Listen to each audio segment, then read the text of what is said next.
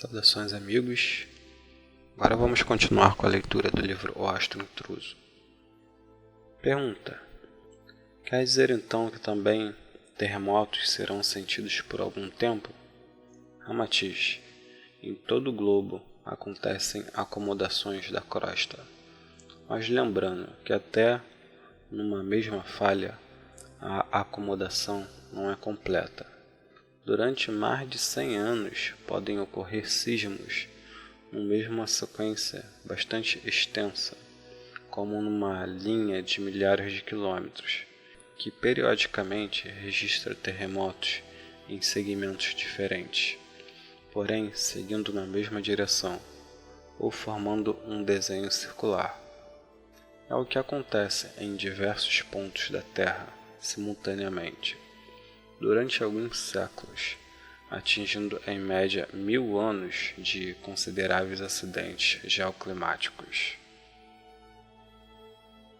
Pergunta: por vezes, em algumas regiões, encontra-se soterradas inúmeras ossadas, sobre as quais não se tem qualquer ideia.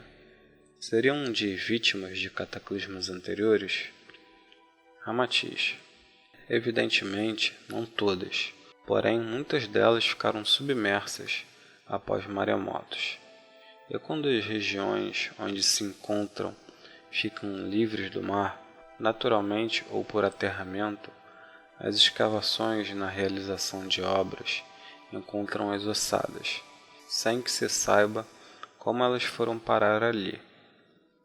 Nos maremotos verificados pela ação do astro intruso, as ondas iniciais são de aproximadamente 30 metros, mas com a intensidade com que o mar avança, no período seguinte chega até os 50 metros, e em 80 metros em áreas que submergem definitivamente, decaindo progressivamente até que voltem à normalidade hoje conhecida.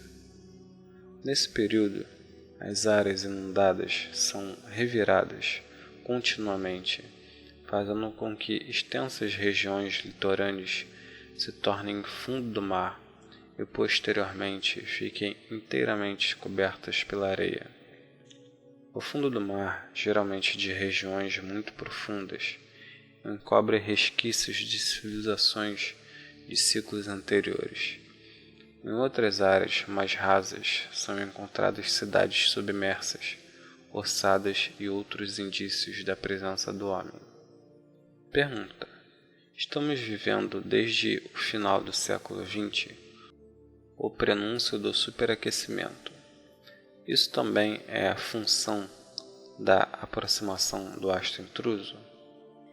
Ramatiz: as vibrações do astro intruso que atingem a Terra manifestam-se na índole dos homens. Assim, os que apresentam desvios de caráter e não se preocupam em corrigir suas imperfeições, intensificam essas tendências negativas. Em tal esfera estão muitos ávidos pelo poder e que são responsáveis por decisões importantes no planeta. São governantes e empresários que não se preocupam em poluir a natureza, fazendo desta a lata de lixo dos detritos que seus interesses econômicos produzem. E daí vem o superaquecimento, que é o resultado da ação nefasta dos próprios homens sobre o meio ambiente. A ação do astro intruso, por conseguinte, é também indireta. Pergunta: voltando ao tema, fala-se de tudo, que os extraterrestres salvarão a humanidade. Alguns dizem que a Terra passará automaticamente para outra dimensão e estaremos todos purificados, enquanto muitos afirmam categoricamente que a Terra se tornará um planeta de redenção após a passagem do astro intruso. O que dizer sobre essas profecias? Ramatiz: vamos começar pelo final. O que é redenção? O estado purificado daqueles que conquistaram grande mérito por superar suas imperfeições ou karmas. Mas, se é isso, por que então continuarão encarnados no novo ciclo evolutivo da Terra? Irão conviver com entidades que vieram do astro intruso com karmas para cumprir, bem como aquelas promovidas de planetas inferiores e que serão os selvagens do novo ciclo?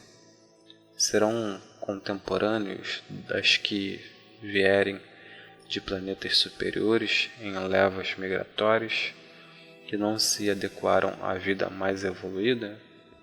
Ademais, que profunda contradição alcançar a purificação e continuar habitando um planeta material como a Terra.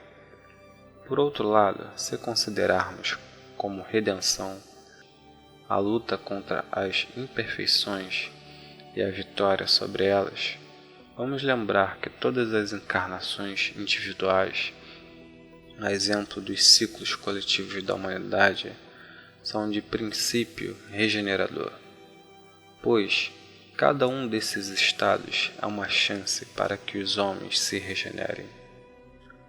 E se precisam de regeneração, é porque ainda têm sérias imperfeições a vencer. Portanto, caso ocorra a regeneração completa ou redenção, o espírito se liberta do ambiente material da Terra, não permanecendo mais no planeta. Como Jesus disse, meu reino não é deste mundo. Quanto à pergunta sobre a questão dos resgates de extraterrestres, devemos lembrar que isso pode se tornar uma profunda armadilha sem volta. O importante nesse final de ciclo é que os homens procurem resgatar seus próprios valores divinos, transmutando imperfeições. Ficar com a mente voltada para tais resgates espaciais transtorna o espírito no momento do desencarne. O instante do desencarne exige do homem a plena ligação com o Criador, e não com naves espaciais. Então, amigos, esse foi o fim do capítulo 3. Vamos dar continuidade agora no capítulo 4. Terra após a passagem do astro intruso, página 71. Pergunta: pelo seu relato nos capítulos anteriores, a Terra será destruída em quase sua totalidade, restando poucos homens. Eles patrocinarão o renascimento da civilização? Ramatiz: foi o que ocorreu em situação anterior, quando da existência da Atlântida, que era um importante centro cultural e tecnológico do planeta, bem como o da Lemúria. O conhecimento era difundido para inúmeras regiões, principalmente para onde estão atualmente a Europa Mediterrânea e a Ásia.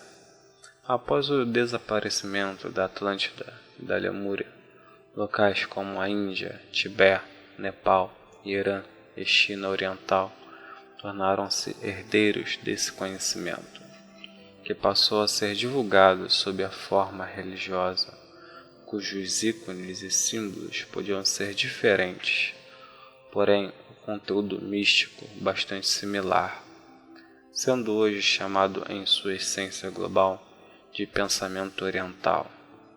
Enquanto que a herança deixada ao Ocidente despertou inquietação no mundo então conhecido, principalmente no Egito e na Grécia, onde foram manifestadas as correntes filosóficas. O mesmo voltará a acontecer com a região em torno da Índia, do Tibete e do Nepal, principalmente, a qual voltará a ser o grande polo de difusão do conhecimento espiritual, conforme já mencionei antes.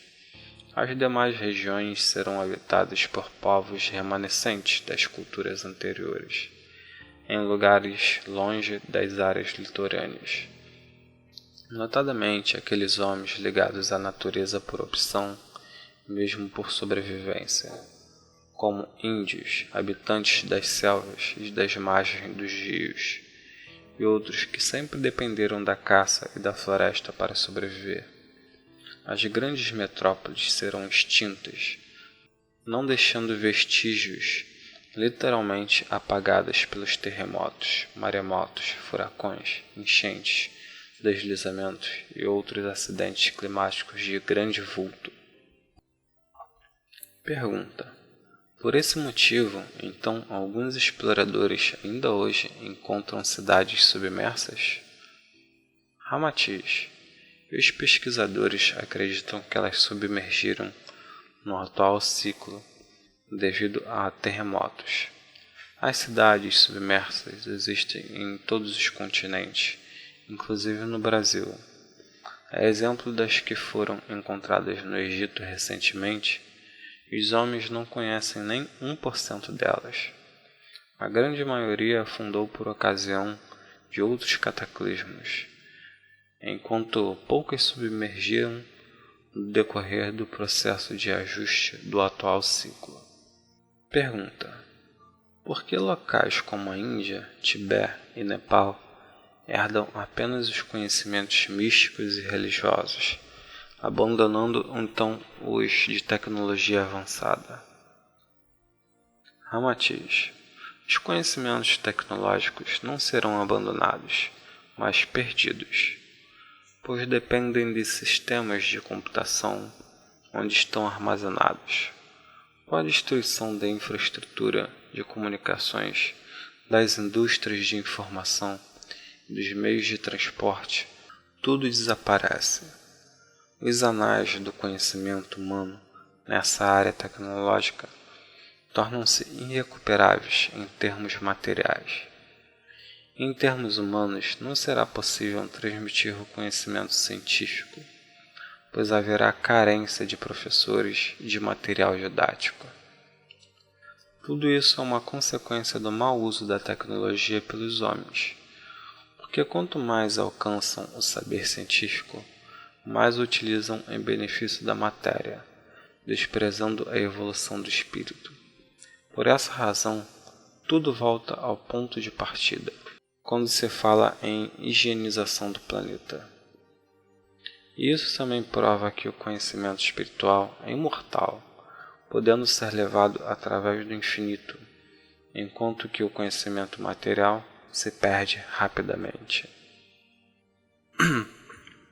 Pergunta: quantos homens ficam na Terra após o cataclismo? Ramatiz: no momento do cataclismo, nas semanas seguintes, serão poucas centenas de milhares. Porém, com a falta de medicamentos e de socorro, após um mês ficam aproximadamente 140.000 habitantes em todo o planeta, distribuído por várias regiões nos 3 maiores continentes que formam a nova Terra. Esta será a população mínima para o reinício da civilização. A maioria índios e moradores dos campos longe ou não do mar. Pergunta: no Livro dos Espíritos, de Allan Kardec, capítulo 3, itens 50 e 51, diz-se que Adão foi um dos que sobreviveram do grande cataclismo que abala a Terra, em diversas épocas, em que ele teria vivido cerca de 4.000 anos antes de Cristo. Ramatiz: com isso, Kardec reafirma que Adão é uma simples lenda, mas houve confusão dos homens da época a respeito de um dos sobreviventes do último cataclismo ocorrido, qual destruiu a Atlântida há muitos milênios. Ele foi visto como o primeiro homem do planeta. Existe, no entanto, um detalhe, que não comporta a data correta. O cataclismo não ocorreu cerca de 4.000 anos antes de Cristo, mesmo porque a história da humanidade já assinala nessa mesma época a existência das primeiras dinastias egípcias, 4.500 a.C., bem como o período calcolítico, que já registrava inúmeras construções erguidas numa Palestina razoavelmente povoada e estruturas em comunidades. Como Adão poderia ter sido contemporâneo delas, com o planeta praticamente destruído logo após o cataclismo? O raciocínio de Kardec está correto, pois o cataclismo foi muito antes de Cristo. Apenas foi mencionado um número de anos em sentido figurado. O equívoco, portanto, está na conta e não no raciocínio. Pergunta: suas palavras até agora são desanimadoras. Isso não confronta a tão propagada era de paz e de harmonia prevista para o terceiro milênio? Ramatiz: justamente por saber dos problemas anteriores descritos, a exemplo do que já ocorreu nas fases posteriores ao cataclismo de outrora, a espiritualidade de luz aproveita o clima mais ameno do planeta, em termos etéreos, para aumentar as vibrações sobre o globo.